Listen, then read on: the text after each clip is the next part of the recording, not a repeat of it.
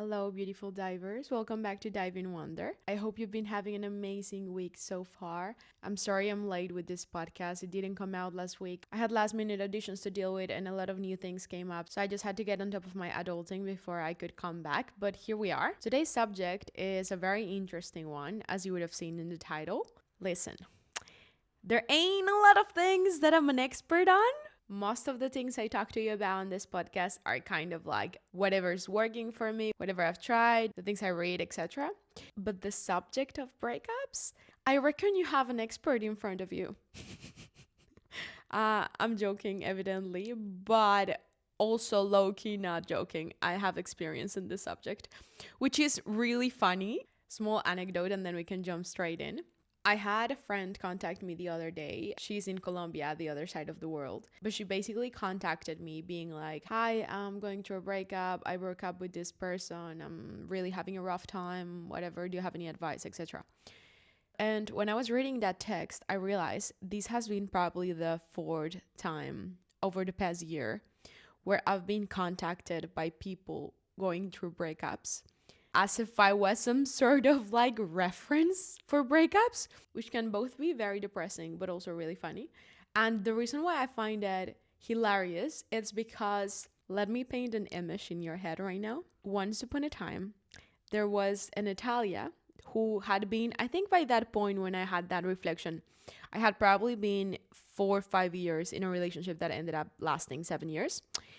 There was a point where that Natalia, I remember so well, so vividly when I had this thought. This was her first relationship ever, right? The 7-year one.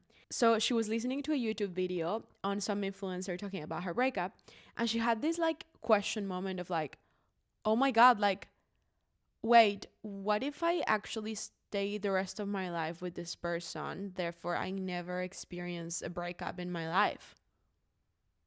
Spoiler alert, that did not happen. And you fast forward to now where I'm being contacted by the people around me to speak to them about breakups because apparently it's become one of my areas of expertise.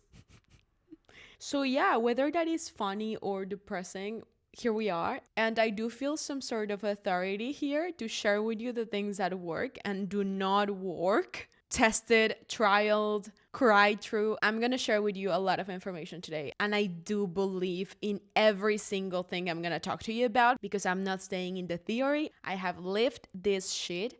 I have survived breakups, breakup from 7-year relationship, breakup from a few months relationships, and breakup from situationships that were a whole different animal on itself. I spoke a bit about it in the situationships podcast if you haven't heard it. But yeah, we're going to dive into it. I'm going to tell you how we're going to spread this episode. To begin with, we're going to kind of frame what a breakup is and what it does to our body and to our system, just so that we have a common understanding of what our body, our mind, our heart, our soul is going through and how to support it better. Then I want to talk to you about some of the biggest issues and the biggest obstacles, I would call them, that we can encounter both from the outside perception and from the inside perception of a breakup. And within this, I really want us to dive in the different types of breakups because that's so important. I don't think we speak enough about the fact that there are very different types of breakups, and that whether you are in a toxic relationship or an abusive relationship or a healthy relationship that just didn't work out, or a relationship with someone who's close to your family, all of those are really different types of breakup. And I think the fact that we don't acknowledge that makes us really go into behaviors that do not serve the actual situation we're in because of an image that we were given by society of what an ideal breakup looks like, because of our expectations, because we want to be the good person, all of these things. And today's episode is going to dive into the breakup, both from the perspective of someone who did the breakup, who broke up, and someone who was broken up with, okay? Because I think they're very similar experience on their own rights. And then, of course, there's some differences, and we're going to touch on them, and different tools for each of those experiences, okay? If that Natalia from a few years ago knew I was going to be doing a podcast on breakups. Life is so funny. Life is so funny. Okay, let's get straight into it. And just remember that this can also translate into a breakup with a friend. Most of the examples I'm going to give is going to be romantic relationships because that's the most common thing, but most of it and most of your body's reaction and a lot of the dynamics around it can apply to friendships and professional breakups. Okay, so the first thing we need to understand is that a breakup, it's a moment where two people that were sharing a life together, a friendship together, part of their lives together, whether that is a friendship, a romantic relationships, an agent talent relationship. There was a point in time where you united forces with someone and you decided to do part of the road together, right? Then there's a point in time when there's a split. That's a breakup. Whether that split happens because you decided that this was not serving you anymore and you needed to leave, whether the split happened because the other person was not aligned anymore with the relationship, so you decided to leave, or because the other person is someone who hurts you, who abuses you, who you can't trust, who showed you their character in some sort of way that made you decide that for your own safety and for your own self-love and respect, you needed to part ways. Any of these possibilities still mean that there's a point in time where you go separate ways, right? That's a breakup.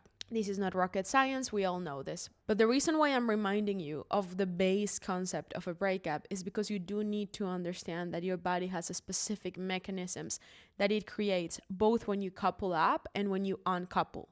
Whether it is because the other person wanted it or because you decided it or because you wanted to move to another country. The specific circumstances are not necessarily perceived different for the body when it comes to grief. And this is super important to acknowledge that a breakup is grief and to give it the respect and the seriousness that you would give someone who is grieving a death. Because at the end of the day, your body has gotten used to a certain connection that was producing a certain amount of oxytocin, that was producing a certain amount of up and downs of cortisol, that was producing a certain amount of feeling of safety, whether that is physical, emotional, financial, or just in the terms of being able to predict the future, which our brain loves. Our brain loves certainty. So even the fact that you already know someone, even if that person was not the best for you, that is going to cause a certain type of addiction from the brain. Because whatever is predictable, your brain will push you to pursue because it wants to keep you alive. Doesn't matter if you're miserable, if you're alive, the brain is going to form certain mechanisms so that you stay in that situation because it's already proven that you're still breathing. And if you listen to Dive in Wonder a lot, you know that I come back to this concept of your brain wanting familiarity all the time. Because this is a system that gets into every single aspect of your life, into relationships, into work, into moving abroad, into risk taking, into absolutely everything you do. You're working with a brain that is wired towards you staying in the same situation you're in. Now, what I want you to understand from that point is that the fact that you feel a deep sense of grief for a relationship that ended does not mean that it is bad for you that the relationship ended. The fact that you have a lot of pain and a lot of resistance and that your body is going through withdrawal does not mean that it would have been more beneficial for you to have stayed in the relationship. You need to understand that your brain and your whole system is craving familiarity, is craving certainty. Whether that certainty is abusive or is toxic or is boring or is not aligned, it doesn't matter to your brain. The attachment is going to form if you have been in a situation where you have stayed alive for a prolonged period of time. Okay? Which a lot of the time is something that we don't really acknowledge because depending on how the relationship ended, a lot of the time we expect to have an easier time or a faster time grieving it, given that we already knew that we were not right with that person or given that they acted really badly. So why would we miss them? Why would we be sad if we're actually safer and better now? Because maybe you are not in love anymore, because this person didn't choose you, which means you shouldn't be sad about someone who doesn't want to be with you. All these things play a massive role in our minds when it comes to a breakup. And we think that all these aspects are going to determine whether or not we suffer, whether or not we have a bad time, how often we feel bad, etc. Now, this is not true.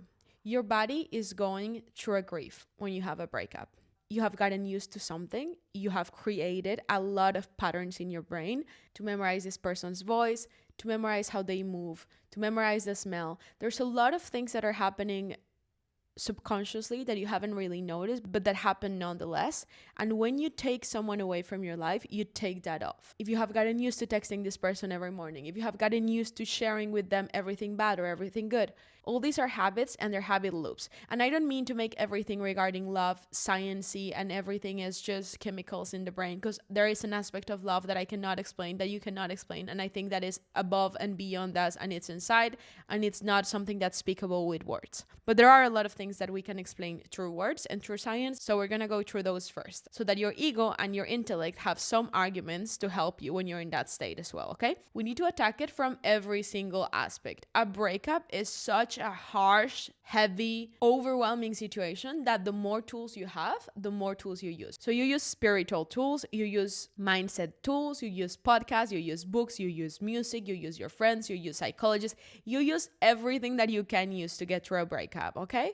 Now, once we understand that our body is going through withdrawal from an addiction to certain hormones, to certain things that were triggered by this person's voice, by this person's energy, by this person's reassurance, etc., when you understand that your body is going through withdrawal, and the whole point of going through withdrawal is that your body wants you to go back to what was familiar, you'll start understanding why a lot of the thoughts and a lot of the things you have on that period happen and where they come from. I'm gonna give you a brief example of one of these mechanisms, and it's the rose-colored glasses. I'm pretty sure you've heard that term, but when it comes to breakups, it's a proven thing that there are going to be moments when you remember the past and you remember moments in the relationship and you can only remember the good sides.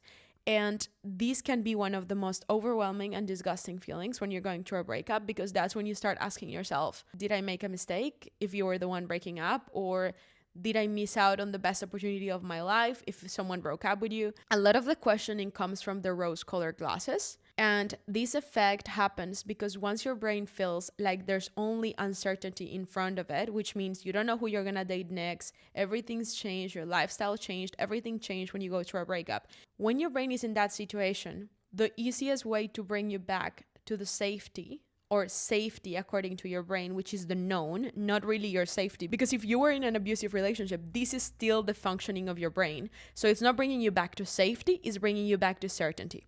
One of the ways your brain has to do that is to only make you remember the good things about an experience. And this is proven also with moms. I don't know if you've realized, but every time you speak to a mom about the birth giving, most of the time they're not gonna remember the pain. And I thought my mom was lying because she was always like, I don't even remember. It was the most beautiful day of my life and I saw you. And I was like, you're full of BS, you know? Like, you pushed a human out of your body. Like, I cry when I have cramps. You know what I mean? Like, I'm pretty sure that was one of the most disgusting pains ever. And I always thought she was just lying because she wants to be a grandma. And bear in mind, this is still the case. She probably is lying a bit. But there's also something that happens, and this happens across all species, it's not just humans, and is that for survival purposes, your brain tries to not remember the pain and not remember the bad about giving birth, because otherwise people wouldn't keep on having kids, animals wouldn't reproduce a second time, and then we would probably go extinct, right? Now, the way this plays out for a breakup is that your brain tries to remind you only of the good things to bring you back to a feeling of certainty. Because when you're grieving, it's such a disgusting, overwhelming feeling, and your brain wants to help you. And it doesn't know that it's going to be for the better. It can predict the future. It's just telling you, oh my God, this person's suffering. We need to bring them back. What do I have within my tools to bring them back? The good memories. Throw them at her, throw them. And I remember so well at some point having a call with my friend talking about this when I was going through my first breakup. I think, yeah, it was my first breakup, where I was telling her, I understand this is not logic, and I had a list, and thankfully everyone around me did as well, but I cannot remember the bad things. Like, I am kind of not even feeling like they were that bad. And I had moments of that, which is wild because there was a library of shitty, disgusting, traumatic memories from that relationship. It was a toxic and abusive relationship that lasted almost 7 years. So believe me, I had a lot of disgusting memories and a lot of disgusting fights and a lot of moments of being really heartbroken. Nevertheless, I do remember moments where I was like, I know there were reasons because I also took a lot of time to make the decision to break up. So I remembered like this was a very, very conscious intellectual process as well as emotional and everything. So I was telling my friend, it's crazy because even when I try, like I need to really force my brain to remember the bad things. And at the end of the day, you don't lose your memory. You can, but you need to make 3 times the work, you know? Your brain's just throwing at you the good memories. And then you have to kind of like really go back. I actually ended up writing a list, so we're gonna go into that. But I had to actually go through the process of forcing my brain to think about the really bad moments and how they outweighed the good ones, which to me was wild, but I understood this on the first breakup I had, and it was really helpful because for the other ones, it made more sense to remember the good times because I didn't have a lot of bad times in the following relationships. But yeah, the whole point of you knowing this is that one of the things that is the most painful and the most overwhelming part of a breakup and going through heartbreak is that aspect of resistance towards the pain. We don't want to feel bad. No one ever wants to feel like shit, okay? Especially if it's a decision that you understand is for your good, especially if it's something that you are responsible for because you broke up. You don't want to be in pain from something like that because then it almost makes you think that it doesn't make sense to have done a decision that is putting you now in an even worse pain that you were within the relationship, right? And my mom tried to help me a lot with this, but her biggest push when I was going through a really rough time was go through it, feel it.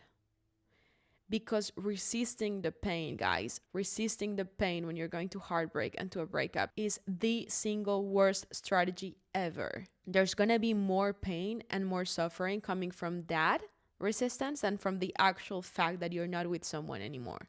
Because from that resistance comes a lot of anger, it comes a lot of frustration because you feel pathetic or you feel like maybe you're not strong enough. We start comparing our experience to the experience of the other person, and the experience of your other person is going to be your imagination of the experience of the other person based on whether or not you're stalking them on social media, based on whatever they say if you're talking to them, whatever you imagine them going through. So all of these mechanisms come from the resistance to the pain, you know? Once you are in the pit and in the worst moments, sitting down with yourself or laying somewhere and being like, I am going through shit. And my body is going through withdrawal and it's going through grief.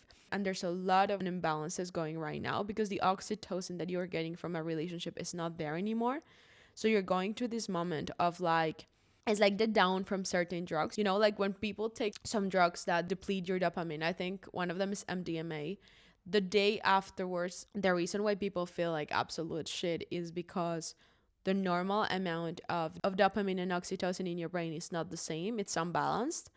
So you're not in baseline, you're under. You feel like absolute crap. And that's exactly the same that happens during a breakup. Now, I'm going to give you tools later on this episode for going through those moments. But the first thing I want you to understand is that the only way out is through.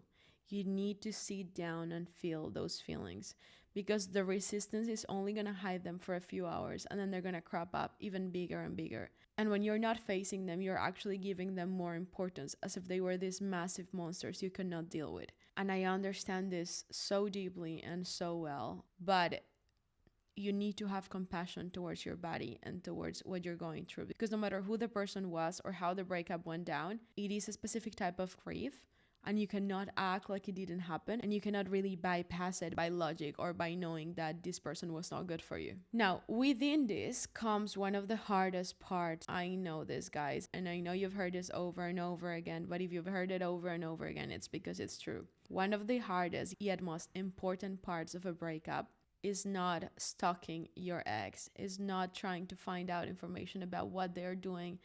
This is something that we know because we felt like shit when we do it, but we keep on doing it. And there's a mechanism of addiction that happens. And I'll explain it in a second, why we check their social media. But within this comes reticular activation system. So whatever you tell your brain is important, your brain will try to pick up more.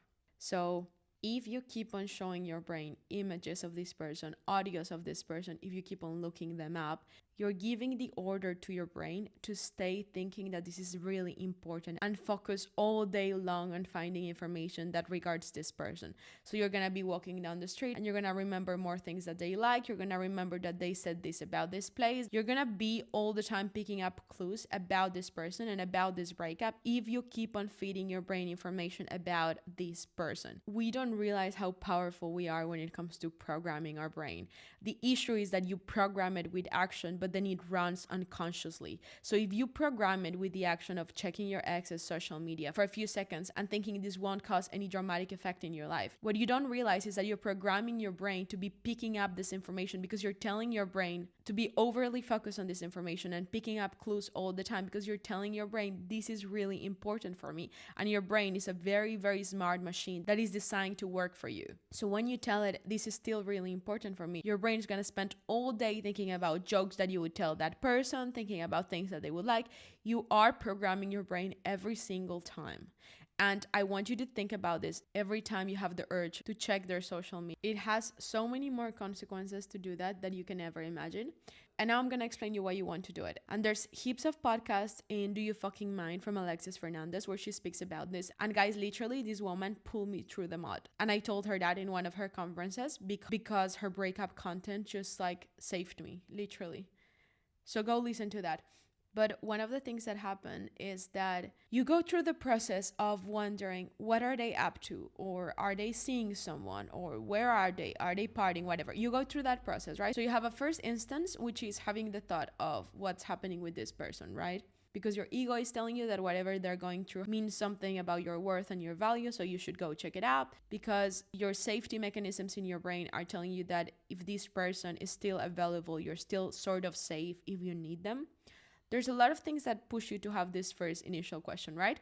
Or because a friend mentioned something. Now, the moment you have the question, you're going to have a spike of cortisol, like tremendous spike of cortisol in your brain, because you are telling yourself that the answer to this question has a really, really big effect in your body and in your mind and in your life. Therefore, your body just got like, what are they doing? Because I just thought about this. Back to the concept of fight or flight. Your brain does not know the difference between you having a bad thought, you getting a bad email, and you running away from a lion, okay? So your body goes into fight or flight, you're pumping cortisol, and then you have this crazy urge to go find out the answer, right? So you go, you unblock them, or if you haven't blocked them, you go find them, you go to Instagram, you find them, and you stalk them. Now, once you've done this a few times, if what you found was like maybe they hadn't posted anything, or they haven't posted their new marriage with someone else as you were imagining 3 seconds ago, whatever you find out, if the answer is neutral, you're going to feel relieved.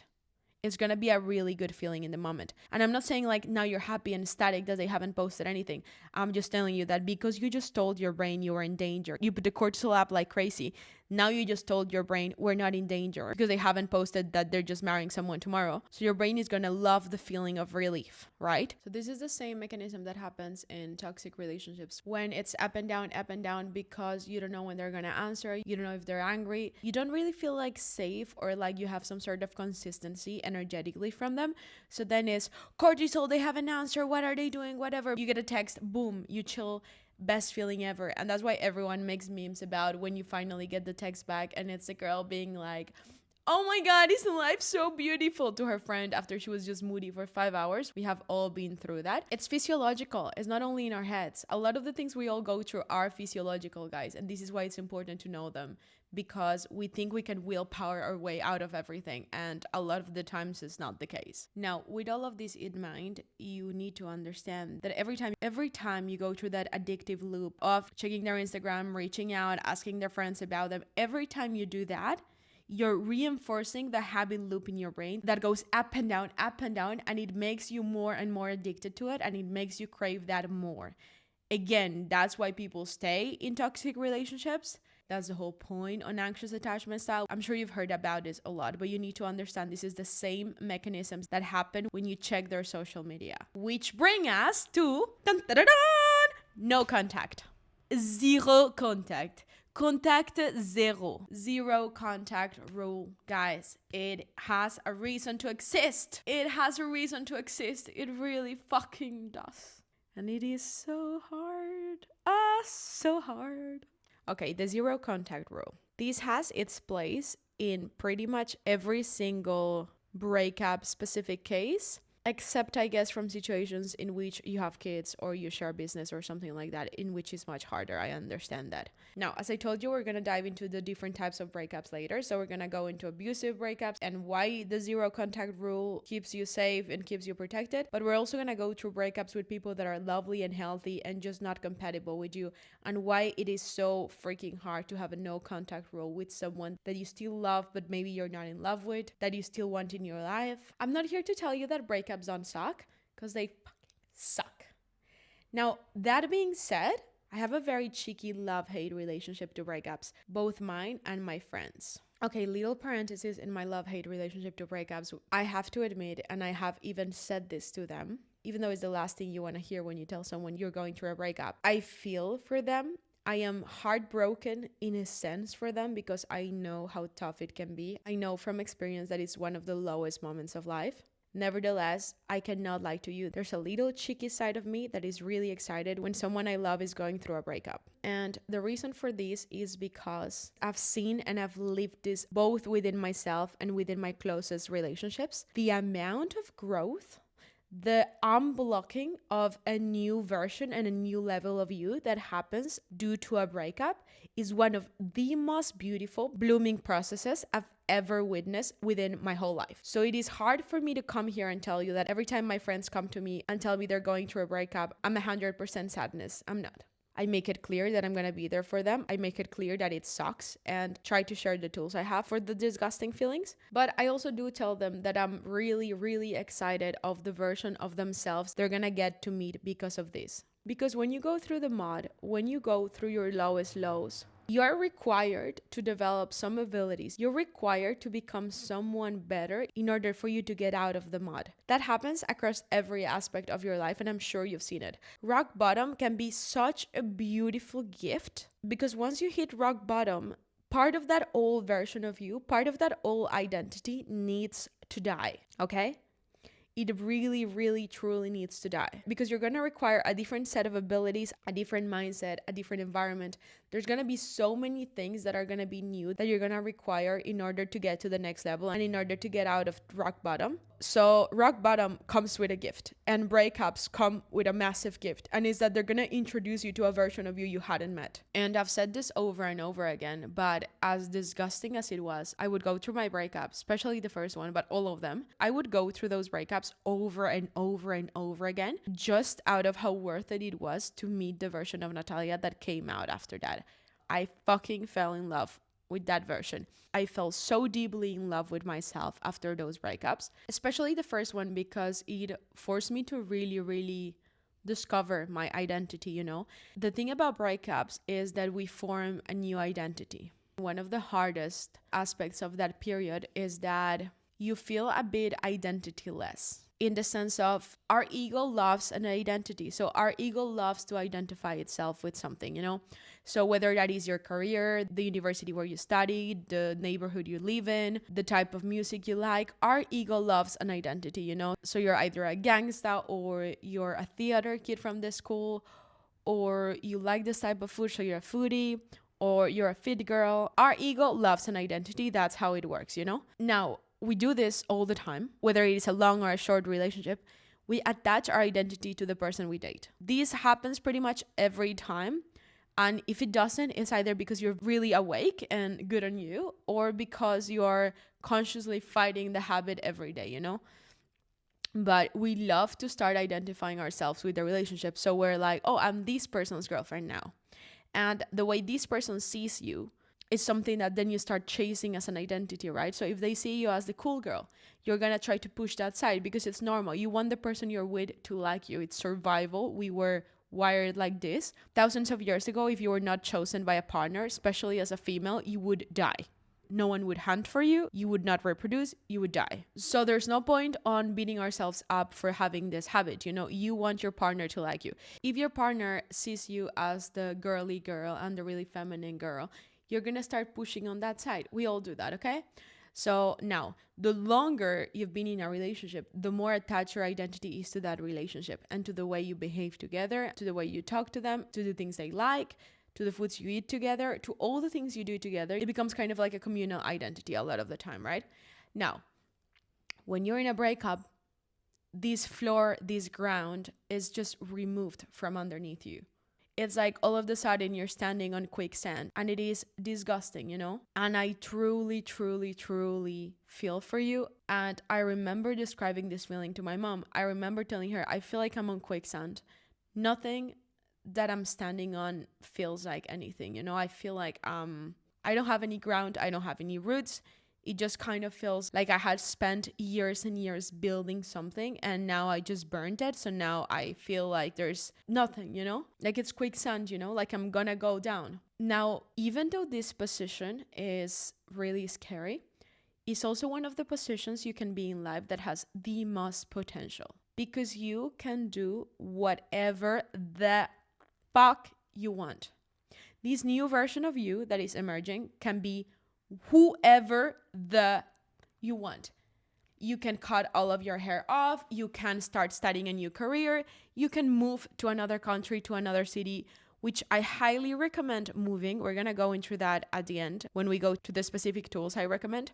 But you can reinvent yourself from a breakup, and this is one of the most beautiful gifts you'll have in life. Because yes, it does feel like you're in quicksand and like you have nothing holding you and no structure, and you feel like a bit unrooted for a second, but that also means freedom. So that's when having a perception shift is so important, because it is so scary, but it is so full of potential to be in this position where you've had to kill your old identity and you have no freaking idea of who you are anymore, other than the person who just broke up with this person. And that means you have a wide canvas. And really, truly, it's not a wide canvas, because you are your own human. And that's what you're about to discover over the next few months and years after a breakup. That's when I'm telling you that I really, really fell in love with myself, because a lot of the things that I've always been, I just was not really letting them out and inhabiting them, because they were not the aspects that were kind of like praised the most within my relationship. But then also there are new things, new hobbies, new things I like that I didn't really know I liked, and that I completely started from scratch, you know? I started dancing from scratch. I started a lot of things from scratch. So that's why I'm telling you that there's part of me who feels a little bit of excitement and joy when my friends are going through these life transformational breakups, because I am so excited to see the version they're about to become, you know? It's a beautiful rebirth that comes from all that throwing your old life to ashes, you know? So if you're going through this, or if one of your friends is going through this is a really cool conversation to have with yourself or with them. And it's that of reframing all this instability you feel as possibility. You are in a space of infinite possibilities right now. Nothing's tying you down to a country. Nothing's tying you down to a job. You don't have any explanations to give anyone about what you do today, whether you go to the cinema 3 times a day or you stay in bed watching a series all day. You don't have anyone to respond to if you're an adult, and that is one of the most beautiful stages in life. And you will not have this forever, because even though this breakup is hurting a lot and you might feel like you're gonna stay here forever and like the pain is never gonna leave, it's not true. Everything passes. Everything passes. I know it doesn't feel like it. I've been there, and I've been there over and over again, actually, after other breakups. But I remember one of the things that was the most helpful. It was one of my Italian friends called Chiara that I worked with here in Sydney right after my breakup.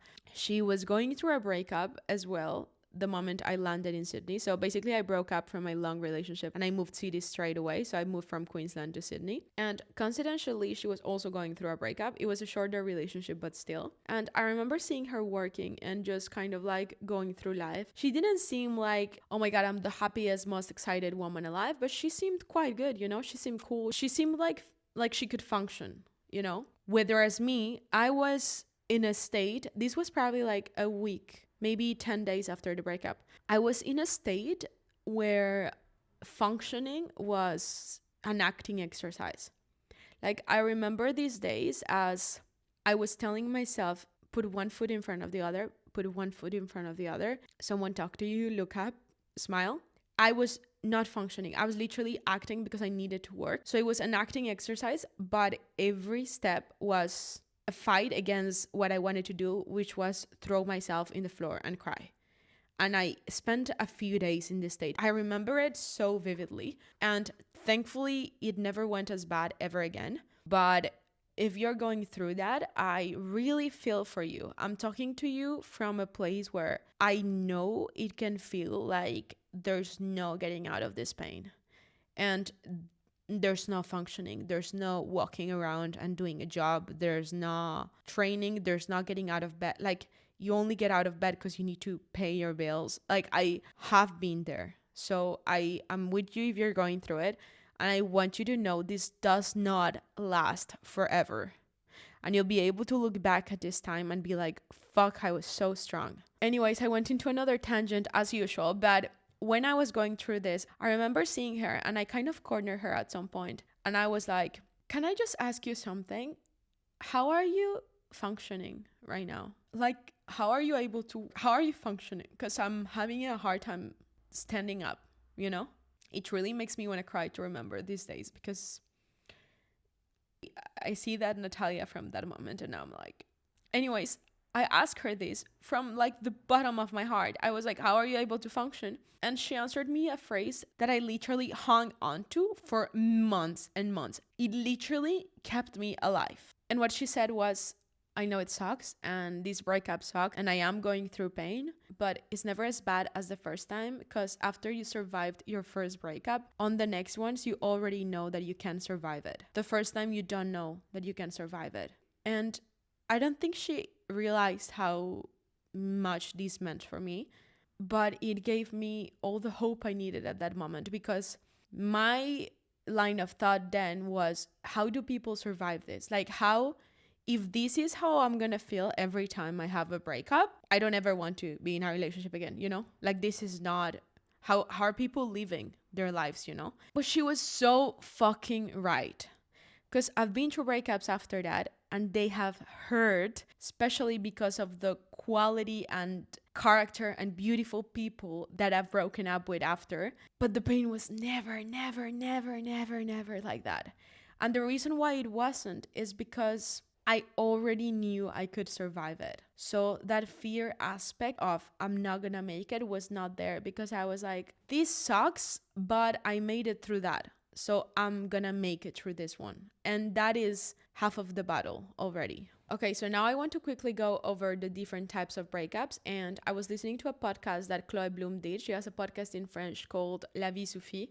And she mentioned one of these things, and I thought it was really important to include it in this podcast today, because it comes to safety when you leave abusive relationships. So she was mentioning how there's different types of breakup depending on who the person you were dealing with, how it ended, how long it lasted, whether you live in the same city or not, etc. I think the reason why this is so important is because we often compare our breakups to other people's breakups, and we want our breakup to be as amicable, as peaceful, as loving as our friend's breakup was. Now, you need to understand that if you are in an abusive relationship, whether it is physical or verbal or emotional or all of them. If you are dating someone that you're afraid of, or you broke up with someone that you're afraid of in any sort of way, being the better person, being the higher person, being the most mature person should be the least of your worries, and you shouldn't give any fucking fucks about being a good girl during the breakup.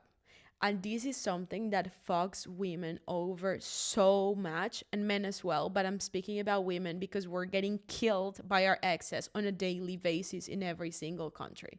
Women are getting killed by their exes and by their partners. If you see the statistics, it's absolutely disgusting, and our feeling of fear is not unfounded. Our biggest danger as women in planet Earth is men. And the reason why I'm telling you this is because I want you to understand that if you're breaking up with someone who's abusive, you cannot try to focus on breaking up amicably.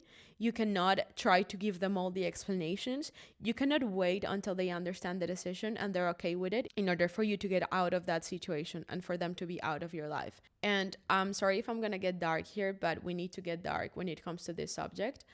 I remember my friend going through something in Italy with her breakup, straight after some news in Australia from a 20-year-old guy, I think, who killed his ex at their workplace in a school. Anyways, I'm not gonna go into that. But they went through the phone of the girl who was killed, and her last text to her best friend was, I feel really bad for him because I know he's struggling. Now, I then heard my best friend say something very similar about the person she broke up with that was having stalking, abusive, harassing behaviors towards her, and that instead of calling the police, she was justifying by he's really struggling and he's having a really bad time. And I got so pissed The empathy of this girl in Sydney killed her. And I'm not blaming the victim. I'm just saying we need to understand that in situations like this, our safety comes first. It is not your responsibility how someone else feels. You need to get this into your brain. It is not your responsibility how someone else feels.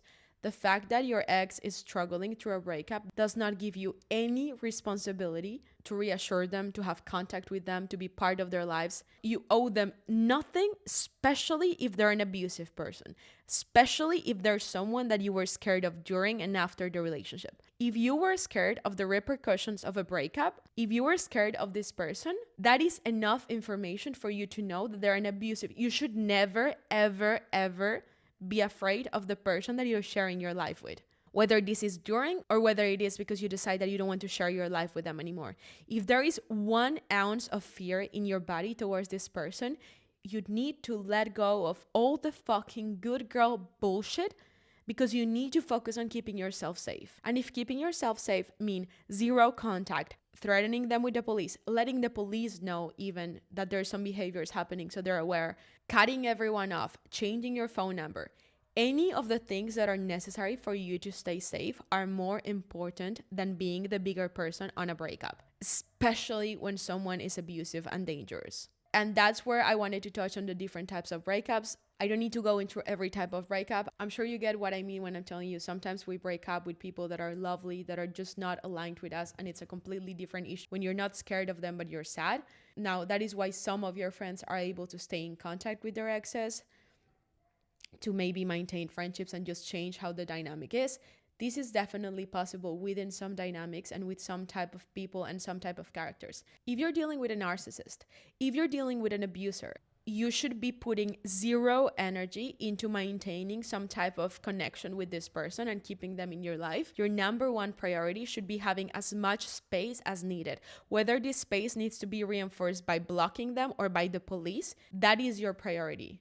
And it is your responsibility to keep yourself safe. And by playing the good girl, the nice person who wants to end in good terms, that's not how you keep yourself safe in this type of dynamics. So you need to be aware of that, okay? Now we're gonna close the episode going on some tools, some actionable steps that you can take during a breakup that will help you tremendously. Zero contact. Zero contact for some of the relationships, it's just gonna be for a few months or for a year or whatever. If it's a relationship with someone healthy, with someone decent who you want to keep a friendship with in the future, I still believe you need zero contact to get them out of your body. Also, if the other person is the one who's still invested and you are the one breaking up, zero contact is a way to respect their space so that they can get over you. So zero contact with someone who's lovely and healthy is also important for you to be able to stop your brain from using reticular activation system to push you to think about them all the time. Zero contact with someone abusive is necessary for your safety. We already went through it. So zero contact, and I really recommend you either mute them or you unfollow them or you block them if it's necessary. These will speed up the process by 10 times, really.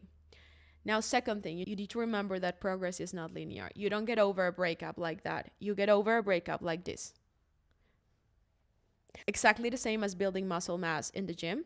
You don't just go like this. You start growing, you get injured, you start growing, your food's great, you go through holidays with your family, you stop training, you go up, you go up. So overall, the curve's going like that. You are evolving, but it is not a linear process. It's like this. Okay? So whenever you have a bad day, you need to remember that. And you need to remember that it's not because you're having a bad day when you spent all day crying and thinking about them that you're going backwards, or that the breakup was a mistake, or that you haven't gotten over them. You need to understand you're going through grief, and grief can come back at any point and hit you again. And it's just going to be a wave that you need to ride. Do not think that because you're having bad days again after weeks of having a good time, that it means you're going backwards. Okay? Progress is not linear. Now, another thing, FaceTime the people you love when you're going through it. This can be counterintuitive because I often didn't want to speak to anyone when I was going through it. And there are spaces for silence. But a lot of the time, even when I was going against my instincts and I still called people, I ended the call feeling so much better and so loved. Because this is a moment where you need to remember that love does not only come from a relationship. You can feel loved by your friends, by your family. And this is one of the times you're going to fall in love with your friends. So use them, use FaceTime, use the tools to remind your body and your soul that you are loved, and that the fact that this person is out of your life does not mean that love is out of your life. Third one, start new things. Guys, starting new things is the easiest, fastest way to speed up a healing process, because you have to be so focused on creating a new life that you have so much less time to be thinking about the breakup and thinking about this person. So if you're able to move cities, this is the best thing you can ever do for your life. Truly, you're not going to cross them, you're going to start a whole new life. If you can move cities, this is the best, or countries. You'll be so stimulated that it doesn't mean you're not going to still go through the grief, but it's going to be also being dealt with at the same time as you have the excitement of meeting new people, discovering a new street, discovering a new coffee shop. You need to disturb your habits, because your brain was used to also thinking about the person in the same places that you went to. So if you cannot change cities, change gyms, for example. Because if you were used to training with them in that gym, or you are used to talking to them after your trainings in that gym, there's going to be a lot of circuits that are going to be activated within your brain in that environment that you don't need. You don't need to put yourself backwards all the time by going through familiar environments, you know? So the more you disrupt your environment and your habits and your routine, and you make something new and you create new routines, the easier it will be to heal and the faster it will be. Within that, get obsessed in developing something new in your life. And when I mean developing something new, I mean either learning a language, learning a new skill like dancing, cooking. Focusing on learning something where you're going to be able to see progress is going to be one of the biggest, most helpful things. Because one of our biggest needs as human is progress. And the fact that you are growing something new, it's going to attach to your new identity, and it's going to straight away be showing you the silver lining of this breakup, because you're also creating this new person who now knows how to do this dance, or how to do this recipe, or how to speak this language, or at least the beginning of that language. Starting something new where you can have incremental learning and incremental development is one of the best things you can do when you're going through a breakup, especially since you're also going to have a lot of free time to feel. Because a lot of the times when we go through a breakup, if we were used to spending a lot of time with that person, well, you have a lot of free time now. So you can either be in your bed crying, or you can be out there doing a new walk that you didn't do, or developing a new skill. And I'm not saying there's no space for days to be in your bed crying, but I'm just saying as a routine and as a way to get out of rock bottom, disturb change, forced change that not only comes from the breakup, but it comes from you. It's amazing. That's why people cut their hairs. And I know it's funny and whatever, and people make fun of it, but it does work. There is some value in changing how you look. There is some value of embracing that there's a new identity, there's a new version of you that's going to have to emerge, and start recognizing her and getting to know her and getting to hug her, getting to fall in love with her, laughing with her, crying with her. Stop resisting that there's going to be a new you coming out of this experience, because the new you will come out faster, better, stronger, more powerful, with more tools, rather than trying to stick to an old version of you who used to do things with this person and used to be this type of person they would like and whatever. Get yourself out of any box you or anyone else has put you in. If you're always the type of person making fun of yoga or making fun of runners, why not try yoga? Why not try running? This is really, really the period for you to explore. Do not cut your wings or restrict yourself because of old ideas or someone else's ideas. If people are gonna be like, oh my god, she's crazy, she cut her hair and started studying physics, I don't know, let her do it. Let them talk. They're gonna talk about whatever you do for 5 minutes, and then they're gonna come back to whatever they're doing themselves and how they're coming across. So no one is gonna give you that amount of attention. Therefore, their opinions don't matter, okay? Another really good tool, and this was Alexis Fernandez who shared this in the podcast, is that for every rose-colored glasses memory that you have, as we talked about, you need to have 3 memories that you bring to your awareness of things that you didn't like, of icks, of bad situations that happened. Every time you have a romanticized kind of like nostalgic thought about this evening that you spent in this beach and it was beautiful, force yourself to remember 3 things that were either a nick or were disrespectful or were annoying or whatever it is. 3 things that were not good about this relationship. And I'm sure you can find this in your memories, okay? So just do the effort. 3 for every rose-colored glasses one, okay? Now, the last one is going to give you, have a note on your notes app where you have a collection of resources. So a collection of podcasts that help you. So like the Alexis Fernandez, it's Do You Fucking Mind? You just put Do You Fucking Mind breakups or heartbreaks and you'll get her episodes. Those are great resources, okay? I'm gonna share with you another 2 really great resources that helped me a lot. One of them is within Matthew Hussey's book. He has a book called Love Life. I've spoken about it already. His chapter on breakups is so good. It doesn't matter how many times you listen to it. Every time I've gone through a new breakup, I've gone back to it. It's really, really good. 8 Rules of Love by Jay Shetty. Also a really good book to read when you're going through it. And his chapter on breakups is just amazing. It's called You Don't Break When You Break Up. And overall, my last advice in this list of tools is try to get mentored by people who have gone through it. Whether it is psychologists, writers, people I just mentioned, podcasts, etc. It's really good to hear, for example, artists speaking about their breakups in interviews, because a lot of the time that feeling of, oh, I'm not the only one, and hearing how people got through it is really, really inspirational and can really get you out of that energy on the worst days and get you to at least go on a walk, you know? Okay, guys, we're gonna wrap this episode here because I already know it's a long one, but there was a lot of things to go through, and there's probably gonna be other episodes touching on other subjects around breakups. But I really, really hope that this one was useful, that it makes you feel better, and that it gives you some sort of guidance towards how to get out of rock bottom. I am excited for the new version of you you're about to meet. I know this sucks, but nothing lasts forever, and this feeling won't last forever. You will be laughing again, you will be meeting amazing people again, you will be feeling all those beautiful feelings that you're not feeling right now. I swear to you, hang through this. There's a lot of tools out there. We're in a generation where you can FaceTime someone, you can listen to a podcast, you can listen to music that inspires you. There's a lot of tools. So just use them and treat this part of life with compassion, and don't expect yourself to be better in 5 seconds, okay? I love you so fucking much. If you found this one useful and you have a friend who's going through a breakup, please share it with them or share it on social media. It will really help them, and it also helps Dive in Wonder tremendously if you can leave a review. I love you guys so fucking much. Thank you for having the courage to dive in wonder, especially the courage to dive into this subject that I know is not an easy one, but we're all going through it and we can help each other through it and we can walk each other through it, okay? I love you so fucking much. I'll see you next week for another episode of Dive in Wonder. À bientôt. Au revoir.